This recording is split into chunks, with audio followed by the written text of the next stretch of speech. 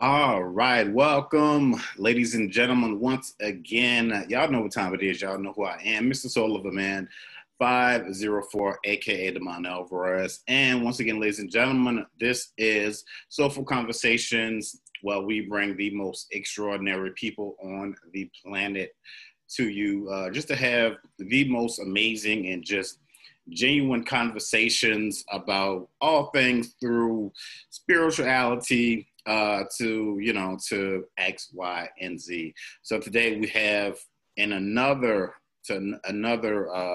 amazing guest, Mr. Xavier Fry.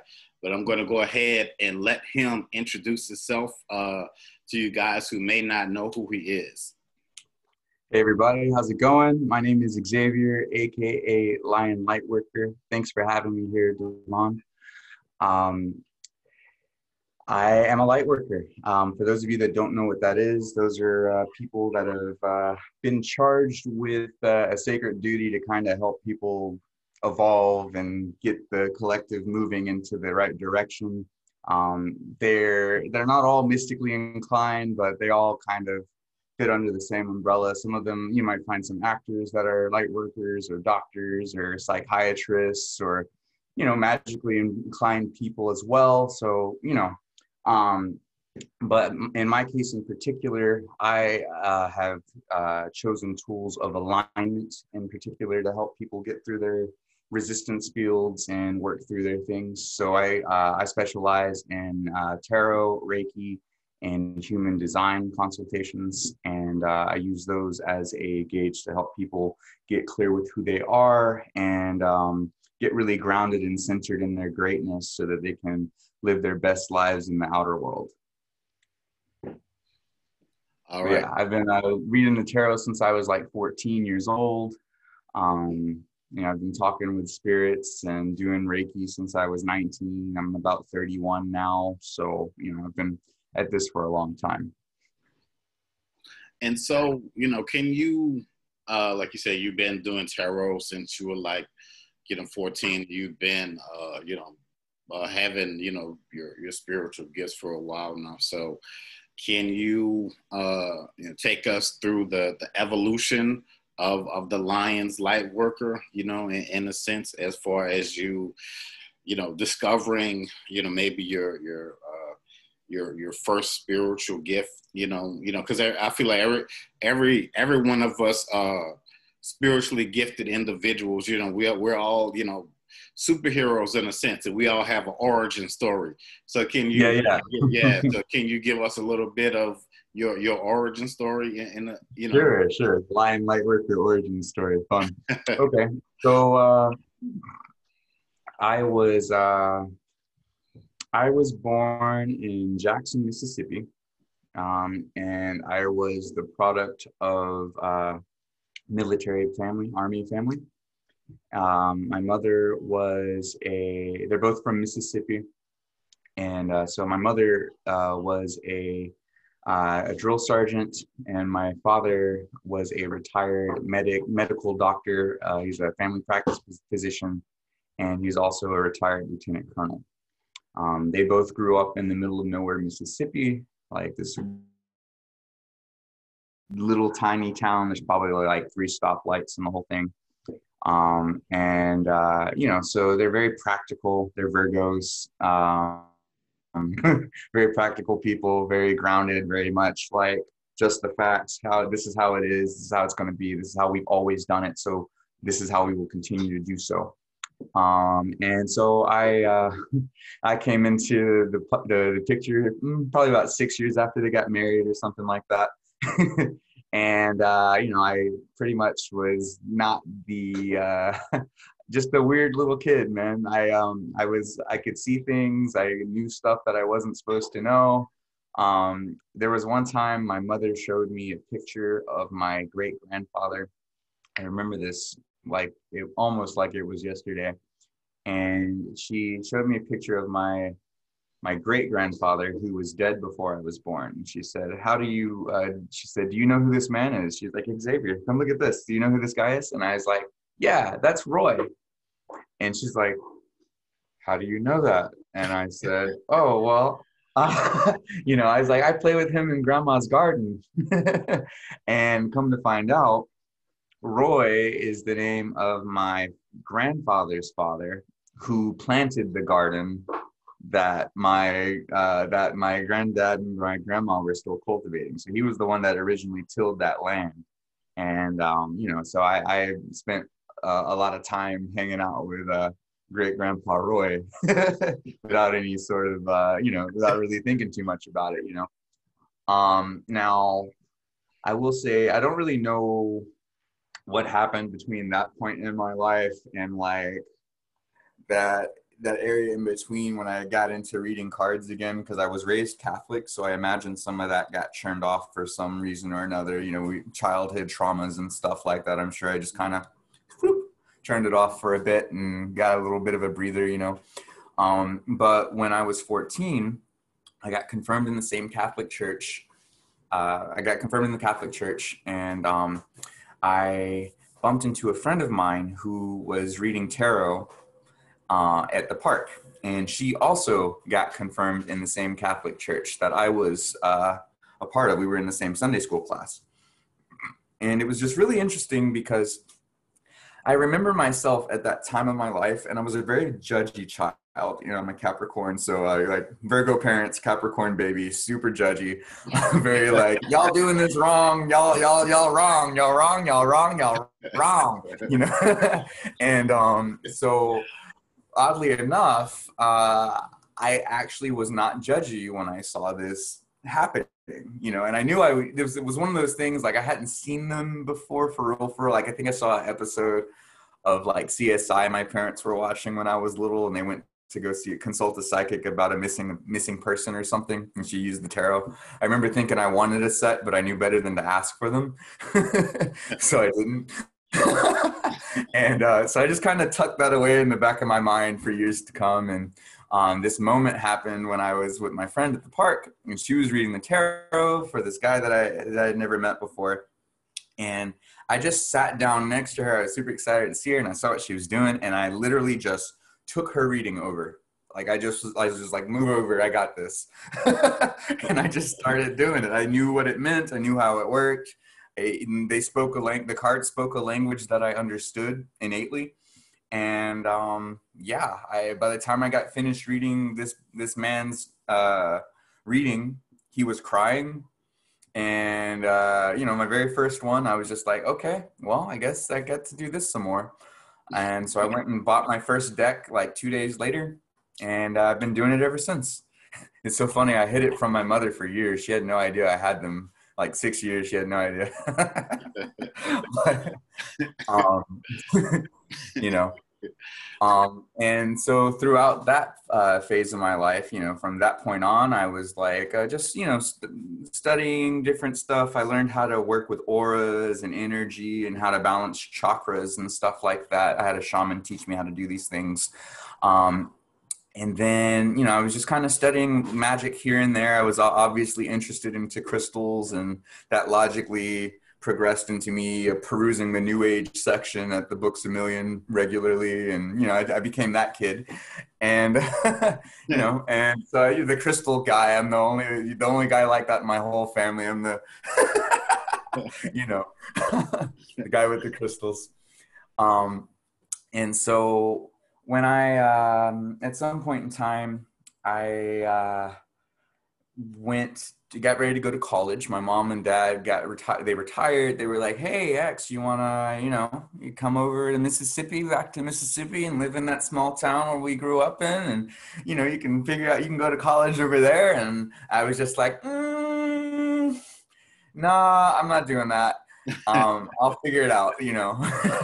So I did the whole like vagabond college kid thing for a little while, and you know, I got into music. I play guitar and I write songs as well. It's actually, I'm probably better at that than I am at doing the tarot. And so you know, I just did all that, just kind of finding myself and figuring things out. And, you know, I tried a whole bunch of stuff. I learned about mantras. I learned about the law of attraction. I learned about yoga. I learned about meditation. You know, I learned about just all kinds of stuff, you know. I dipped the toes in the water in many pantheons that I studied and their practices and things like that. And anyway, long story short, I wound up in Portland, Oregon.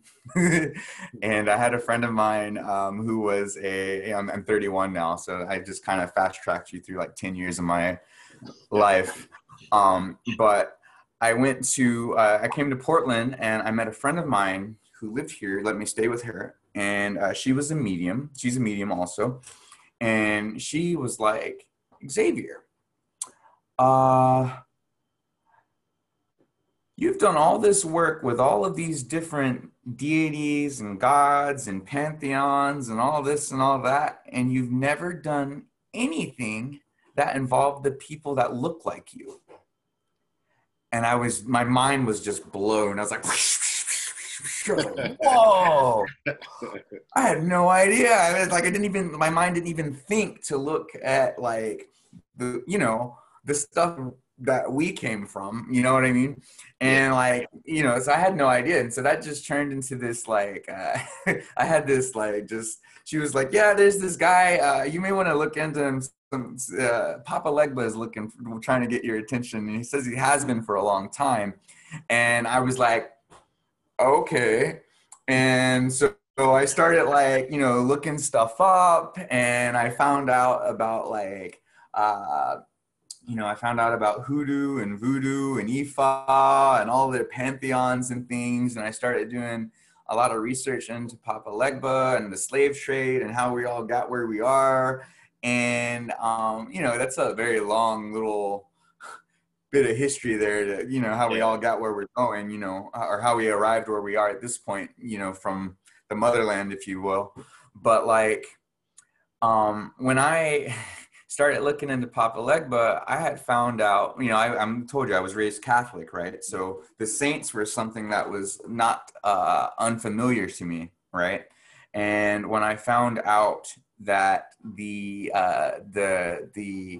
enslaved Africans that came to America wound up having to hide their pantheon into these Catholic saints, and that's where hoodoo came from. And I got to looking into this. And my mother had a St. Peter sitting next to my bed on like a bedside table, Mm-hmm. And when I started digging into Papa Legba, I found out that Papa Legba was syncretized to St. Peter. St. Peter's been in my house and sitting right next to me in my bedroom for like 20 years of my life. You know what I mean? Like I stayed with my mom until I was about 20. That was always there, Mm-hmm. And then, shortly after I had made that connection, I found out that, it was funny. I got on a train. I was going to go play some music downtown, and this lady got on the train with me, and she kept making this weird eye contact with me. She kept looking and looking away and looking, and she kept noticing her looking at me and stuff. And then finally she was just like, I hope you don't mind me telling you about this, but excuse me. I hope you don't mind me telling you about this. Anybody ever told you that you look like that dude from Oh Brother, Where Art Thou? And I said, I've never even seen that movie. And she said, you haven't? And I was like, no, who do I remind you of in this movie? And she said, well, it's a movie about these, it's a movie set like the black and white era, like the black and white picture screens and stuff like that. And these two white guys are driving around in Mississippi, and I'm like, okay, here I am from Mississippi, right? These white guys are driving around in Mississippi, and they pick up this black guy with a guitar at a crossroads. And the guy says that he had gone to the crossroads to visit Papa Legba.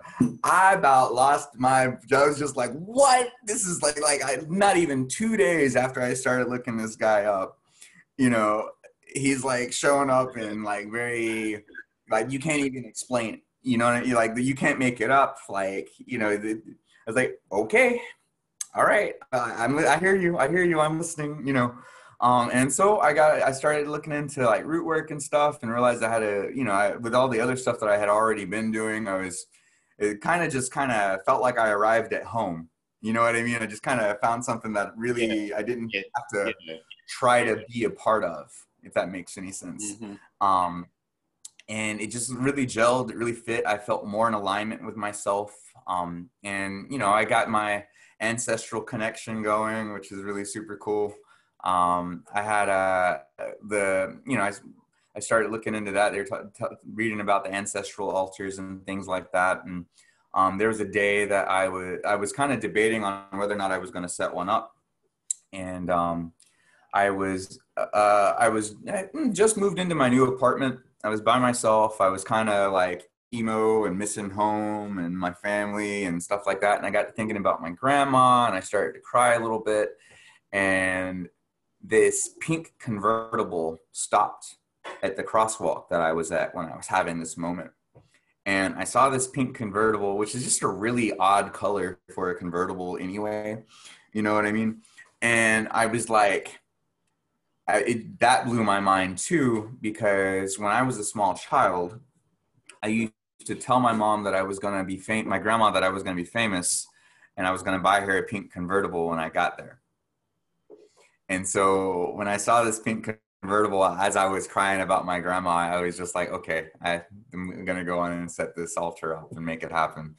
And so, it's been about a year of being in the diasporic tradition in some way, shape, or form. And here I am.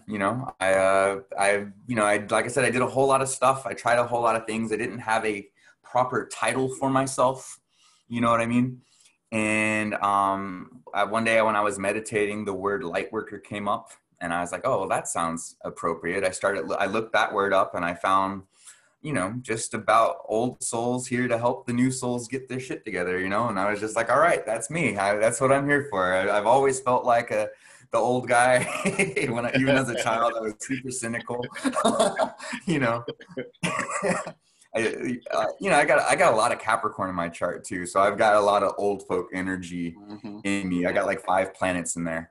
So I'm like an old man trapped in a 31-year-old man's body. And I've been like that since I was 6, So yeah, Lion Lightworker Services. I found also when that name came to me, I was having a lot of animal totem moments where lions were just popping up all over the place. And Okay. yeah, I had been studying a little bit of marketing, and I was like, you need an alliteration with your names. That seems to be a proper thing. Yeah. So I was like, Lion Lightworker, there it is, boom. And I just went for it. It's been 2 years of me being Lion Lightworker, and here I am. And so, like you were talking about the branding of the Lion Light Worker, and I think sometimes in just businesses, sometimes in the spiritual community, sometimes they'll brand you, like if you will say, oh, hey, I'm a medium. And they'll just call you a medium. That's it. Mm-hmm. And for you, have you ever, or, if you'll say you'll tell somebody, hey, you know what, I deal with, auras and chakras, and I deal with energy. Said, oh, okay, so you're the energy worker guy. You know what I mean? Right. Yeah. So how do you feel about people having like that one track mind of being stifled, under that banner, in a sense? Mm-hmm. I feel that we do ourselves a disservice with a lot of labels. Like I chose the term light worker because I figured it was something that kind of fit an umbrella of things. You know what I mean? And then as I started doing this, I found that light workers had a bit of a negative stereotype for being these very fluffy, unrealistic, not grounded at all kind of people. And I'm not that guy at all. You know what I mean? Mm-hmm. I'm not afraid of the dark. I'm not afraid of emotions. I don't run from them. I'm the guy that will sit with you and tell you that this stinks and it sucks, and I'm sorry about it. Let's fix it. Let's work on let me tell you how to own this so we can change this stuff. I will sit with you in the stew to help you clear it up instead of avoiding it altogether. And unfortunately, I think, you know, unfortunately, I think a lot of this, a lot of people in the spiritual realm have not done a lot of their own inner work. You know what I mean? And it kind of shows, it kind of shows outwardly, and people can kind of tell that. And I think a lot of light workers haven't done that themselves. But on the flip side, you know, like I said, sometimes people, you know, I'm not that fluffy kind of Pollyanna light worker kind of guy. And so when people come and get a session with me, like, it can be very jarring and shocking, because I will literally pull things out that, you know, they're just kind of ignoring or not wanting to listen to, or, you know, stuff that they're really uncomfortable with sitting with, and I'll pull it out and it'll shock them. You know, they weren't expecting me to do all that with them. And, you know, sometimes it works out and sometimes it doesn't. Sometimes, you know, everybody ain't for everybody. Right. Yeah, exactly. Right. Exactly. You know, and, you know, sometimes the truth is what needs to be told, you know, and if anything, at the very least, I'm a truth speaker.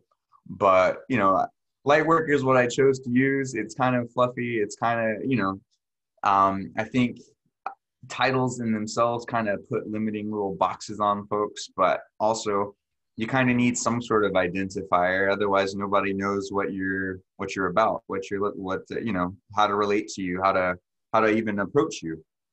You know what I'm saying? Right. So even if yeah, I chose that one because I thought it was the least boxy. But, you know, it is what it is. Yeah, because I think, you know, I think, you know, probably once upon a time people were just, you know, like, oh, okay, well, that person's a seer, or they're, you know, a tarot reader. But now, in this generation, you know, we have the skill sets are crazy. You know, it's like you can actually go from A to Z and all of that, you know, that we can do. And the thing about it too is you got to take into consideration like the reincarnation factor, right? Like energy is neither created nor destroyed. So if you've been any of these things in other lives, logically, it's still in your DNA. It's in your soul's memory. You still have access to that stuff. Like, I learned how to do the tarot without anybody telling me about the tarot. I just knew how to do it. I had no reason to know how to do it. And, you know, but I did. Right. And it's yeah, and I could test the same thing with me with, like, you know, like my ancestors have been like my biggest support system. You know, they've been there to help me to delve into, you know, all of these, you know, amazing gifts that I have, you know. So I really haven't had to, you know, take a class on like any of these things. So it's just like, these things just happen naturally, you know, as I tell people. And speaking of that, you know, how do you feel about people, or, you know, how would you direct someone who's, you know, afraid to, you know, maybe walk in their light or walk in their power? Honestly, the best advice for somebody in that space is, one, just do it and take your time with it, and do it until you're comfortable doing it. You know, and if you got anybody in your life that's making it uncomfortable for you to do it, you don't need them. You need people that are going to be cultivating that for you if you're going to have them in your life, period. You know, Right. It's that simple, really. It sounds kind of extreme and tough, but like, you know, if you're in that beginning, nurturing, learning phases of your talents and gifts, then you need to have a safe space in order to cultivate those things, you know. Like I said, I spent years hiding my tarot cards from my mother.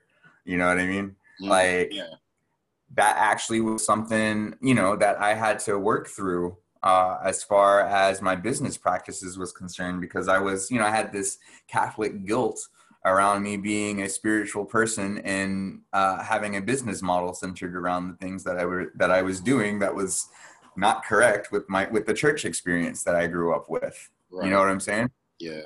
So, you know, you're gonna have some work to do if you're just getting started, especially if you're getting started when you're older, because you have to undo a lot of programming around the things that that you learned about these things. You have to, you know, if your beliefs contradict your abilities, what are you going to do?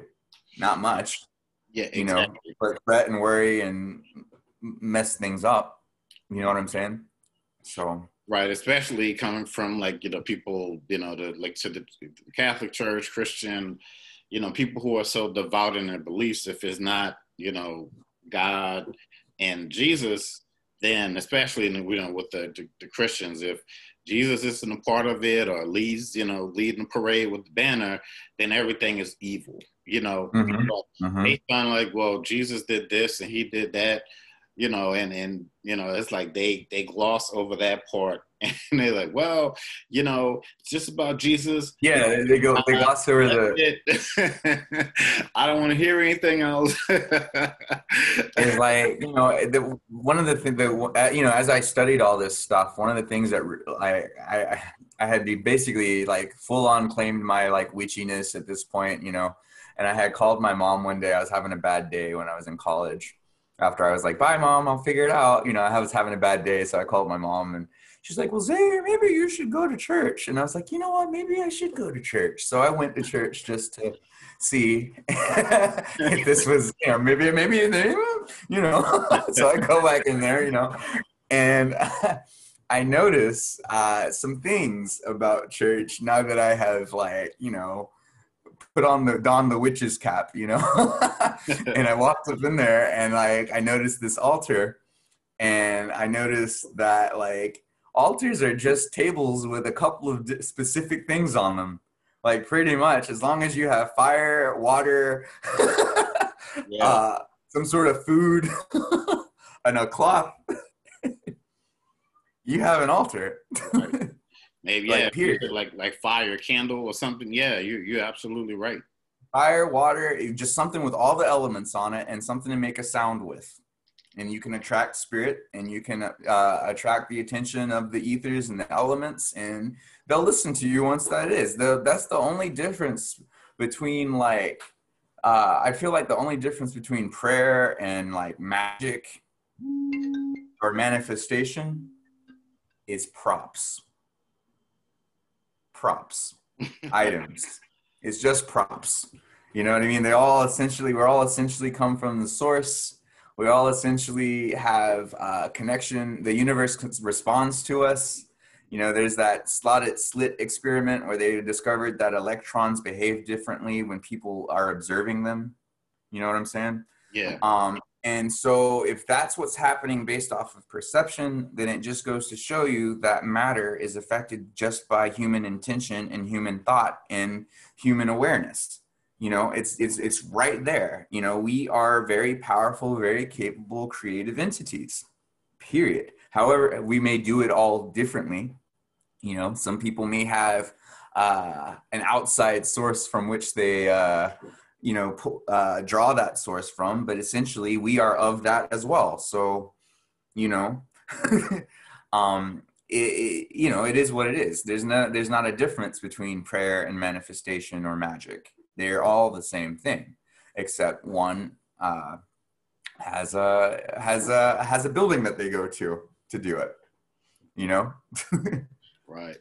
And one thing I could say about, you know, 2020 has been a lot of shifts, retrogrades, and, you know, I was just watching your video about you know, the retrograde that's going on, you know, right now. And, you know, because a lot of people, you know, they hear retrograde and they're like, you know, I feel lethargic, or, you know, this is happening and that is happening. Mm-hmm. Could you, you know, kind of tell, you know, just explain a little bit to people like what a retrograde is in a sense?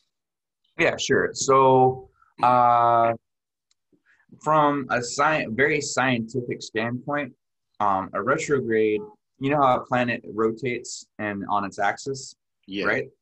Well, all the planets are rotating on an axis, right? And so not only are we rotating on an axis, but we're also rotating on an orbit. So we're going around in a circle while spinning in circles, right? While these other planets are going around in circles and spinning in circles, right? So sometimes from planet Earth, our rotation orbit combination in collaboration with another planet's rotation and orbit rotation makes the other planet from our perspective look as if it is rotating backwards. Okay? When that is happening, that is when the retrograde is occurring. Okay? It's not actually rotating backwards. It just kind of looks like it is, just because of the way that we came around it and the way that it came around. You get what I'm saying? Mm-hmm. And so when a planet is in, the planets, they are like, for another, just for another sense of the word, you might as well just call them gods. You know what I mean? And each planet has their own sort of, they're associated with certain things. Man has interpreted their energies with certain archetypes, certain ways of doing stuff, certain ways of behaviors, and what kind of energies they're going to bring to the table, right? Mm-hmm. For instance, everybody knows about the Mercury retrograde, right? That's the one everybody thinks about, right? Oh my God, Mercury retrograde. Right. Freaking out. That happens about 3 times a year for about 3 months at a time. Right? There's also, Mercury's not the only planet that can go in retrograde, right? So when Mercury is like a planet of like communication and commerce and technology and words and like sales and stuff like that, right? Contracts, business, that kind of stuff. And so when it goes in retrograde, you're going to get a lot of stress in the department of the planet that it's in charge of, right? It's kind of like that planet is like, I want more attention now. You know what I mean? It's like, planet, you guys have been ignoring me, man, you know.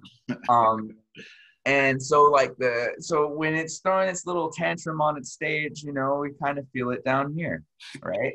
And so you feel the planets, the smaller planets, the ones that are closer to Earth, you feel those a lot more tangibly because they're closer and they move a lot faster. So Mercury retrograde hits real hard. Venus retrograde hits real hard. Mars retrograde hits real hard. Mars is the planet of fire, masculinity, passion, conflict, force, aggression, right? Mars went into retrograde. It's also associated with fire and Aries, the god of war, right? Mars went into retrograde on September the 9th. And that very same day, I live in Portland, that very same day, we got caught up with smoke from all the fires that are going on in the Northwest.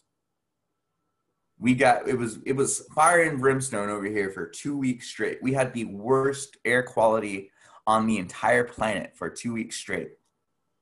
Okay. It was a red sun, red moon kind of thing. You know what I mean? Yeah, I saw that. I saw the pictures. You can't make it up. There was like fire tornadoes going on in California. Like, what? What? Excuse me?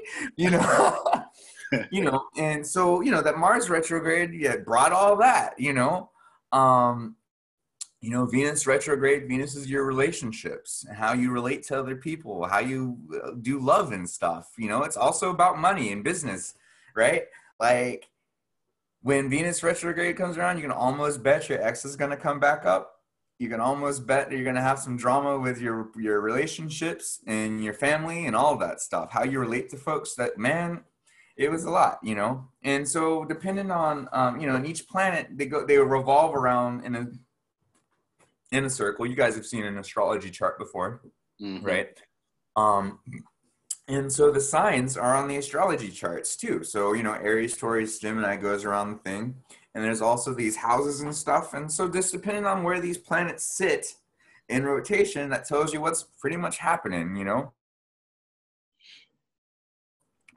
We're currently going through some of the roughest transits that haven't happened since like Rome fell in the civil rights movement. You know, like we're going through it, guys. It's not supposed to be comfortable. It's not supposed to be fun. Like we're reevaluating the way that we look at ourselves and relate to each other collectively right now. You know, there's a Saturn in Aquarius right now, and it's in retrograde. Like Saturn's the planet of laws and karma and justice and discipline and restriction, and Aquarius is all about humanitarianism. So it's no wonder we're doing this Black Lives Matter stuff right now, and you know, everybody, like, there are people calling their families racist right now. You know, they're like having cutthroat conversations at the dinner table because they're sick of Auntie Deb's racist nonsense. You know what I mean? Like that's happening. You know, it's not an easy thing. You know, and people, you know, tend to kind of be a little afraid of chaos and disruption and their emotions and conflict and things like that. But that's also a very natural and necessary part of change. Unfortunately, nothing changes for where we are not evolved enough as a species to change without some chaos, unfortunately. One day later, maybe, but right now we kind of need to shake some things. Yeah, You know, a lot of things have been getting shaken up. Like you said, a lot of people are just, I just get that people are just, you know, afraid of that change. You know, a lot of people are like, you know, what's to come? What's to come? You know, I didn't think this year would be like this. Well, it's like, here it is. You got to deal with it, you know? it's here. Right. It's So here. what is, And it's like, so funny. A lot of us always talked about like, oh man, we're gonna be around when this stuff goes down and la da da da da da da. And I did not realize exactly how right I was. You know what I mean? We're always like, everybody always thought, oh, it's gonna get weird. It's gonna get weird. Oh yeah, I'm gonna be around for that. And you know, here we are, guys. You know, the time everybody's been waiting on is right here, and it doesn't change instantly. You know, it took us a long time to get to here. It took right. us a long time to get where we are, and it's going to take some time to dismantle that and set something else up that's better, you know. And we're going to have to bump heads because the way of the old is going to bump into the innovation of the new, and we have to decide for ourselves as a collective what is correct and not correct for us. You know what I'm saying? Mm-hmm. As we move forward, you know, our values are changing. You know, what's traditional is starting to look like maybe we should switch some of this up a little bit, you know. Right. That's kind of what's happening right now. It's a process, it's integration. You know, it's kind of like we've been running on zeros and ones for a millennia, and now the program threw in a two in the munch. You know what I mean? You're like, oh, okay, what's this two about? Two, huh? You know, you're getting some updated software and it's not fun. You know, whatever. Yeah, it's interesting. You know, it's a lot of it's like it's a lot of old ancient energy that's coming in to help to usher in the, you know, the new. So it's almost in a Like sense, a detox. right. It's a changing of the guard, and you know we are, you know, like almost like a part of that, you know, ancestral, universal, you know, gatekeeping thing. So we have to help to usher it in. So let me ask you a question about your, you know, about your, you know, your, you know, creative and musical gifts. How has, you know, your, like going deeper into spirituality, how has that helped you, you know, as a, you know, as an artist, so to speak? It has definitely, well, you know, it was interesting. Excuse me. I used to write a lot when I used to write a lot, like all the time when I was younger, you know. And what started happening was I started to realize that I was creating prophecies about my life with the music that I was writing. Mm-hmm. And I would inevitably catch myself like in the scenario that I was singing about in my songs, and I was just like, okay, I gotta stop because I need to like get my life together because I can't be writing stuff like this anymore. Because it was, you know, it was a lot of sad stuff going on. I had a lot of emotions as a young person. As a young person, I sound like I'm old, but like, you know, when I was much younger, I had a lot of emotions that I, you know, was running from and not really dealing with. And you know, my spiritual journey if anything, has taught me to hold space for and to allow the processing of these emotions. That, you know, like my art has evolved as I as a person has evolved, right? Like have evolved. I was trying to like I didn't want to sound like Taylor Swift's 14-year-old diary as a songwriter, so I stopped writing stuff because I was catching myself being very emo. As I've gotten older, it's funnily enough, the stuff that I judged myself for writing is stuff that people actually really enjoyed and really related to. And what I realized was that the art for an artist, it's not really about like the experience that you have that inspires this stuff is about you, but like the song is never actually yours. It's for the collective to get a hold of and help them process the things too. Because where words fail to speak, music, music does the translation. You know what I'm saying? And that's really what that was for. Is it really got me, my spiritual journey brought me to a point in life where I realized that it wasn't about me. The music and all that stuff was not about me. Like it was about the journey, the healing process, the emotional catharsis that the creative process allowed. You know what I mean? Mm-hmm. And it was, I feel like, music and magic are not that far apart in word structure. You know what I'm saying? Right. Like they're obviously, there's obviously a little something to it. Right. So I feel like they're both, like myself as a writer, they're both connected to this, to the larger picture, to the art form, and it connects, like you said, it's not just that one person can feel that song or that poem or whatever it is in that moment, but for the, like you said, the bigger collective, or, for the bigger picture in a sense.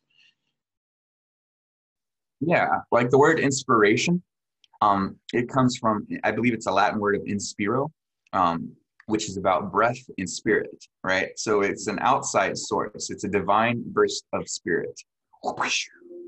You ever notice sometimes when you like get an idea and you're like, oh, that's a great idea, right? And you don't act on it, and then somebody else does something and it comes and hits you and you're like, I was gonna do that. Right. Like, yeah.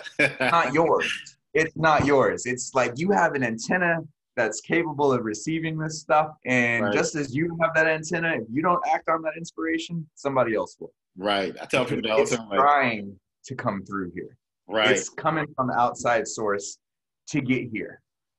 I mean, if it's not going to come through you, it's going to find another outlet to do it. It's like catching a lightning bolt. Thank you. Lord. Oh yeah, listen. I say listen. I say this all the time, but if y'all don't want to hit it, y'all don't want to listen to me. Maybe you'll listen to him. I say this all the time. But yeah, it's interesting. Like this, like I tell people, 2020 is like a compressed 10-year journey. In a sense, that's why this has been the longest 20 years of my life. This 2020. Yeah, that's why you've seen like so much happen, and so much is still going to happen, because we ain't done yet, folks. we have literally got 400 years of nonsense just in the United States. I can't speak for everybody else, but we got 400 years of nonsense to like really like chew up, polish, process, and heal in a couple of years' time. You know what I'm saying? Mm-hmm. Like that. I studied this stuff called human design. It's super good. And they talk about how we're stepping into a new age. The old age was called the cross of planning, which was all about strategizing and coming out on top. It was like a very me versus you kind of mentality.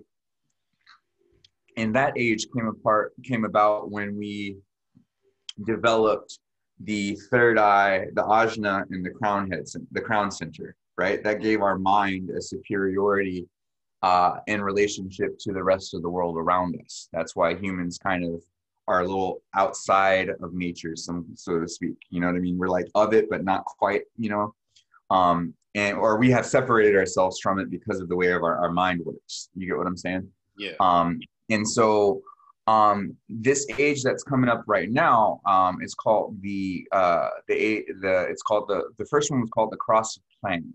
The one we're coming into now is called the Cross of the Sleeping Phoenix, which is very romantic, like very much about relationships and emotions and feelings and just being in the experience of life. And that's supposed to start in 2027. So it's 2020. We got a lot of time to work out these kinks as we download this new this software update as a collective. And old habits die hard, individually and collectively. Macrocosm, microcosm. What's the saying? As above, so below. Yeah. Right. So within, so without. Like it all, like it's us having to deal with this stuff individually and us having to deal with this as a collective individual, right? As an us or a we, maybe a we might be more appropriate. As a we. So let me ask you, in closing, let me ask this: what's one of your biggest takeaways from this year? More, I guess, more like in a life and more in a spiritual sense. From this year? Yeah. My biggest takeaway for this year, I would have to say that it's centered. It would have to be about honoring your feelings, your emotions, and your boundaries. I've been telling people for me it's been I've been telling people 2020 is the year of rediscovered boundaries. Because there's been a lot of changes and a lot of things have impacted people in big ways. There's been a lot of emotions. There's been a lot of people that have been dealing with stuff that they've been ignoring their whole life. You know what I'm saying? Mm-hmm. And putting up with things that they,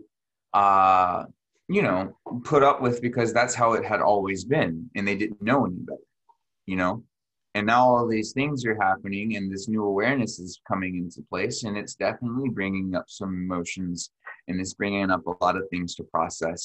And, we are in a state now where we can't really do a lot of avoiding.